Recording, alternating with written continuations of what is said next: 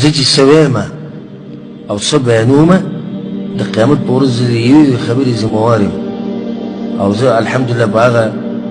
مولیانو کې او په هغه مفتیانو کې نه یم چې خبرې ته ګورم نه خو چې د خپل مذهب دپاره مې څه ووي او د خپل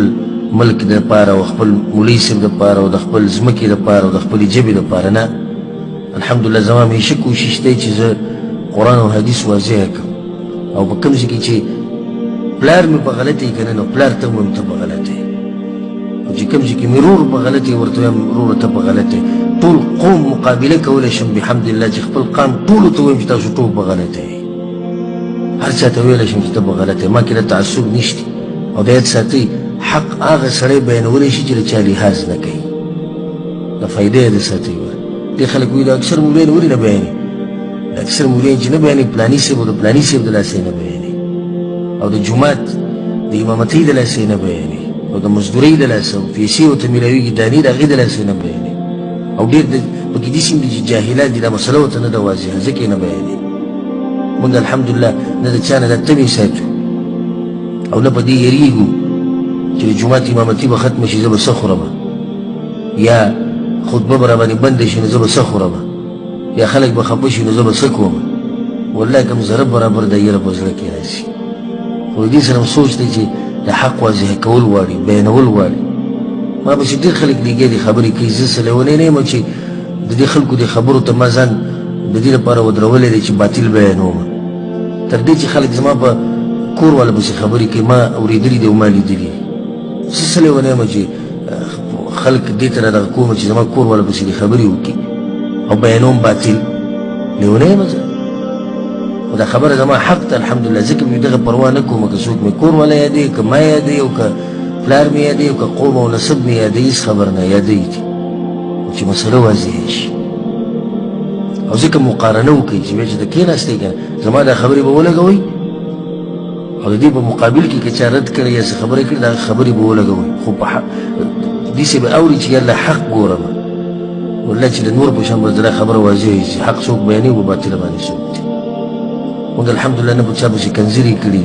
نه هم د اوسه پورې څوک شرمولی نه هم چې ته د یو مولوي صاحب بېعزتي کړې ده نه همیشه موږ د علماو احترام کړی او درس هم موږ دا ورکوو چې د علماو به قدر او احترام کوي زموږ بعض ملګري رد کوي په باطل باندې د هغه رد طریقه ورله نه ورځي موږ په هغوی باندې رد کړی دی چې ګوره ستاسو طریقه غلطه ده حق حق دی لا یجرمنکم شنآن قوم علی ان لا تعدلوا الله وایي داسې نه دی یو قوم سره د دشمني راشي او په هغې کې عدل او انصاف پرېږدي عدل او انصاف به نه پرېږدي مخامخ سړی که په غلط هم دی د خبرې یو اسلوب دی یو طریقه ده یو ادب دی یو احترام دی مطلب خو دا نه چې سړی د مرۍ نه نیسه ته به غلطه او ته بېدینه او ستا امام داسې او ستا مولا داسې او ستا کتاب داسې الحمدلله زموږ منهج نه دی او که څوک یې کوي نو هغه د سلفیت د منهج نه دی خبر دا بیماری بیا په سلفیت کې نه ده بیماری په چا کې ده بیماری په دغه کس کې ده اسلام موږ ته ښایسته اخلاق ښولي که نه دي ښولي او د یو سړي اخلاق غلط وي او خراب وي نو موږ سوچ چې اسلام غلط اخلاق خلکو ته ښیي نه دا خو د دې سړي نقصان دی چې د غلط اخلاق استعمالوي اسلام خو نه دي ویلي چې غلط اخلاق استعمال کوي موږ که چې د رد هم کوو نو دا ووایو د پلاني شیخ صاحب د پلاني مولوي صاحب دا خبره کمزورې ده بس د دې نه خوا موږ د چا پسې تللي یو چې د ده قوم دا دی او دی سپک دی او دی رنګ یې داسې دی او دی بېعزته دی او دی بې شرمه دی او دی بې حیا دی او دی داسې او دی داسې دا خبرې موږ نه کوو الحمدلله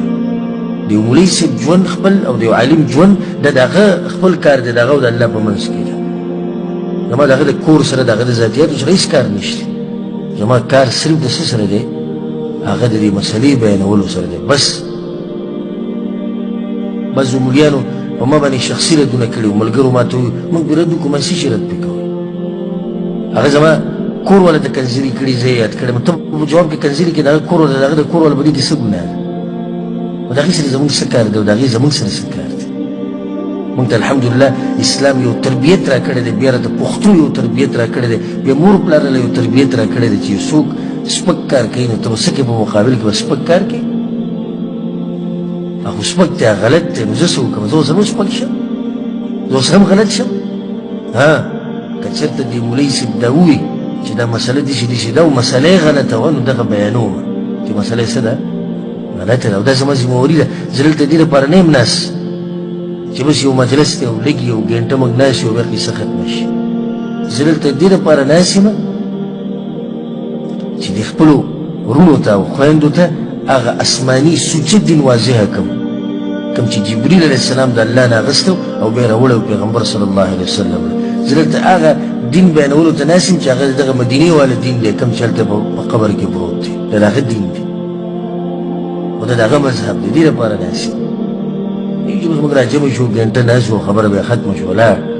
نه، زما په اوږو باندې یو ذمهواري ده او دا زما ستاسو سره محبت دی.